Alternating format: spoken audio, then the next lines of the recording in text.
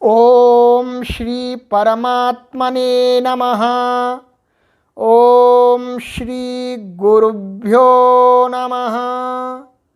ओम श्री ऋषिभ्यो नमः। सर्वेभ्यो नमो नमः। देववाणी संस्कृतम ई गुरुकुलम प्रति भवतां सर्वेषां हार्दं स्वागतम्। मित्राणि, अद्य वयं लघु सिद्धांत कौमुद्याः एकोनचत्वारिंशत्तमां कक्षां पठिष्यामः। संधि प्रकरणम्। आज हम लघु सिद्धांत कौमुदी की 49वीं कक्षा को पढ़ेंगे, संधि प्रकरण। मित्रों, गत पाठ में मैंने आपको इको सवर्णे शाकल्यस्य ह्रस्वश्च ये सूत्र पढ़ा दिया था, और जो उसका अंत में क्या दिया था, हमने पढ़ा था प्रत्युदाहरण। तो वो क्या था, इस प्रकार का था, गौर्यौ, ये था, यही था। अंत में यहीं पर बात समाप्त हो गई थी, यहां पर सूत्र नहीं लगा था। परंतु इस उदाहरण से संबंधित एक सूत्र महर्षि पाणिनि जी का आचार्य वरदराज महाराज जी के पटल पर आया और सोचा, चलिए उसको भी मैं विद्यार्थियों को अभी पढ़ाते समय बतला ही देता हूँ, जिससे इनको कठिनाई नहीं होगी। तो ऐसा विद्यार्थियों का हित सोचते हुए उन्होंने कहा कि देखो विद्यार्थियों, महर्षि पाणिनि ने एक सूत्र और बताया है हमें। कहते हैं, अचोरहाभ्याम द्वे, अष्टाध्यायी सूत्र संख्या 8वां अध्याय 4था पाद 46वां सूत्र। ठीक है, ये सूत्र यहां पर कुछ कर देता है, कुछ उठा पटक कर देता है। देखिएगा क्या करता है, पहले इसका अर्थ देखते हैं आचार्य वरदराज महाराज जी के अनुसार। कहते हैं, अचः पराभ्याम रेफ हकाराभ्याम परस्य यरः द्वे वास्तः गौर्यौ वार्तिकं न समासे वाप्यश्वः। तो इसमें इस अर्थ को हम दो खंडों में पढ़ते हैं। अभी पहले कहते हैं, सूत्र का अर्थ बताते हैं कि अचः, अच का अर्थ है स्वर, कोई भी स्वर हो, और उस स्वर से, जो स्वर ये हो गया आपका स्वर, ये स्वर, स्वर के आगे, स्वर का मतलब आ ई ई है, नहीं तो स्वर आप शब्द ही समझो, शब्द नहीं, स्वर मीन्स आ ई ई वोवेल्स। इसके आगे स्वर माने स्वर से आगे यदि कोई क्या हो, र हो अथवा हा हो, कोई एक हो, इसमें से स्वर से आगे र हो अथवा हा हो, तो उसके बाद में कोई यर हो, यर, यर प्रत्याहारांतर्गत कोई वर्ण हो। तो यर से आपको कहां से लेना है जी, बहुत आ जाएंगे यर से। तो ऐसे ह को छोड़ दीजिएगा, य व र ट और लण, यमगणनम झ भय घढ़ धश जब गढ़ दश ख फ छ ठ थ च ट तौ कपाय श श सर, इतने आ जाएंगे जी। तो यदि इनमें से कोई वर्ण होता है तो कहते हैं द्वे वा स्तः, उसको विकल्प करके दो हो जाते हैं, उस यर को दो बार उच्चारण हो जाता है विकल्प करके, अर्थात एक बार दो बार, एक बार एक बार। ठीक है, अभी हम आपको समझा देते हैं। इसको हटा दीजिएगा, ठीक है, इसको हटा दीजिएगा। अब हम इस उदाहरण पर आ जाते हैं। देखिएगा इसमें उदाहरण में क्या है, गा और औ, यही है, और फिर क्या है, र, फिर क्या है, या, फिर क्या है, औ। इतने वर्ण हैं, समझ में आ गया। तो अभी जो हमने सूत्र पढ़ा था अचोरहाभ्याम द्वे, उसने क्या कहा, अच से उत्तर, तो ये अच है, वो क्या है, ये अच है, अच है, ये अच के अंतर्गत आता है। उससे उत्तर रेफ अथवा हकार हो, तो यहाँ पर क्या है, रेफ है, र है, र है। फिर उससे उत्तर यदि यर हो, यर के, यर प्रत्याहार के अंतर्गत आने वाला कोई वर्ण हो, तो ये या है, ये क्या है, यर, ये यर प्रत्याहार के अंतर्गत आता है, यह आता है। तो इसको क्या कहा, इसको विकल्प करके 2 बार उच्चारण हो जाता है, अर्थात इस य को 2 बार उच्चारण हो जाएगा, इस प्रकार से हो जाएगा। और एक बार एक ही बार रहेगा।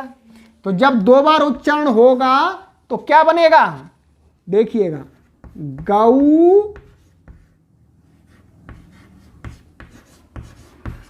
ये 2 बार हो गया, 2 या हो गए। और जब नहीं होगा तब क्या बनेगा आपका, ये वाला बनेगा, गौर्यऊ। तो ये संधि आपको बार बार अच्छी प्रकार से पढ़नी है, क्योंकि संधि का बार बार प्रयोग होता है बहुत। हम कभी समझते हैं कि ये दो है, एक में डबल हो रहा है और एक में एक ही बार हो रहा है। इसके लिए मैं कुछ प्रचलित शब्दों को दिखला देता हूं। कर्म, तो ये 2 बार म हो गया और एक बार क्या होगा, कर्म, ठीक है। इसी प्रकार से ये कार्य, ये हो गया आपका कार्यम, और एक बार बनेगा आपका कार्यम, एक यकार, ठीक है, ध्यान रखना है। और इसी प्रकार से दुर्ग,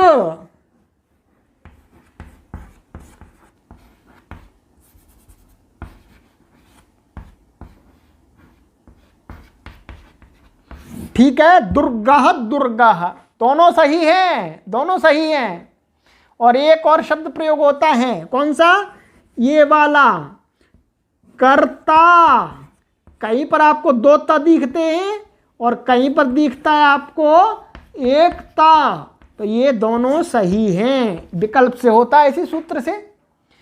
तो इस सूत्र को आपको अच्छी प्रकार से समझ लेना है।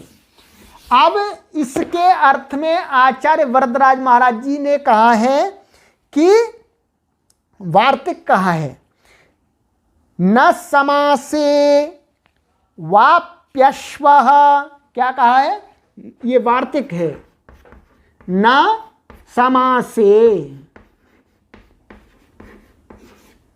ठीक है। ये जो वार्तिक है ये पूर्व वाले सूत्र से संबंध रखता है, इको सवर्णे शाकल्यस्य ह्रस्वश्च, उससे संबंध रखता है।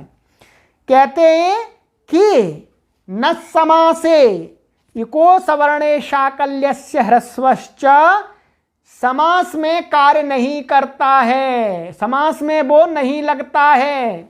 इसका उदाहरण इन्होंने दिया, वाप्यश्वः, ये दिया, ठीक है। अब हम इसको देखते हैं ये कैसे उदाहरण है। वापी, ये है, प्लस अश्वः, ठीक है, ये है। वापी का अर्थ होता है तालाब, तो इसमें समास है। समास क्या है, वाप्याम अश्वः, तालाब में घोड़ा, तो उसको बोलते हैं वाप्यश्वः। क्या समास है इसमें, वाप्याम अश्वः, ये है, राइट। ये तो लौकिक विग्रह हो गया। और अलौकिक विग्रह होता है वो कैसा होता है आपका, वापी प्लस गी, जो सप्तमी का एक वचन है, प्लस अश्व प्लस सु, ये अलौकिक विग्रह। अलौकिक अर्थात ऐसा विग्रह लोक में प्रयोग नहीं होता है और ऐसा विग्रह लोक में प्रयोग होता है, इसलिए लौकिक है वो अलौकिक है। तो अब क्या स्थिति होगी, समास हो गया, समास हो गया, इसका सब ये लुक हो जाता है, हट जाता है, ये बाद में समझाएंगे हम आपको। तो हमारे सामने ये बचता है, ये समस्त पद हो गया है। अब देखिएगा यहां पर इको सवर्णे शाकल्यस्य प्राप्त होता है, क्योंकि ये अंत में इक है, ई है और ये पद भी है, पद है, जो कि ये वापी एक शब्द था, वाप्याम, तो प्रत्यय लोप पे प्रत्यय लक्षण लगा देंगे तो ये क्या है, पद है। तो पद के अंत में ई है, इक है, आगे असवर्ण अचा रहा है, ये आ रहा, इधर ई है तो इधर आ है, तो क्या है, शाकल्य के मत में अर्थात विकल्प से इसको क्या होना चाहिए था, ह्रस्व होना चाहिए था, और ह्रस्व होकर के उसको कोई भी कार्य नहीं होना चाहिए था। तो क्या होता, दो रूप बन जाते इसके, समास में भी दो रूप बन जाते, परंतु दो रूप नहीं चाहिए, केवल एक रूप ही चाहिए यह समस्त पद का।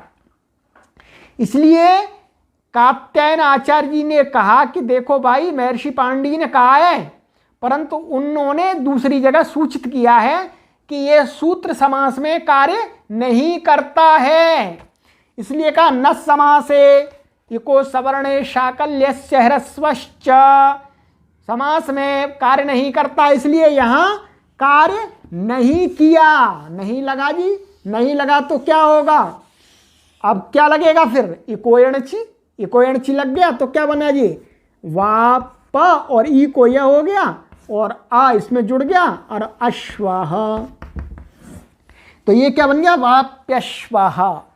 तो ये जो वार्तिक इस सूत्र में दिया है ये पूर्व को निषेध कर रहा है, पूर्व सूत्र को, इको सवर्णे शाकल्यस्य, क्योंकि ये सभी जुड़े हुए थे सूत्र और आगे का जो सूत्र है वो भी इसी से जुड़ा हुआ है। तो जो आगे का सूत्र है वह भी इसी प्रकरण में है। तो आपको हमने ये सारा सूत्र अच्छी प्रकार से लिख करके समझा दिया है। अब जो अच संधि है उसका केवल एक सूत्र और बचा है, फिर उसके बाद में हमारी हल संधि आरंभ हो जाएगी। धीरे धीरे धीरे धीरे हम बहुत आगे बढ़ते जा रहे हैं। आज हमारी कितनी कक्षाएं हो गई, 49 कक्षाएं बहुत बनेंगी, पर आप देखेंगे धीरे धीरे हम आपको पूरी लघु सिद्धांत कौमुदी पढ़ा देंगे। इस कार्य से अनेक लोग लघु सिद्धांत कौमुदी को सरल ढंग से अपने गृह पर ही बैठे बैठे पढ़ पाएंगे। ये एक बहुत महान यज्ञ हो रहा है। इस यज्ञ में आप अपना अवश्य हमें सहयोग दें, इससे ये महान यज्ञ पूर्ण रूप से सफल हो जाए।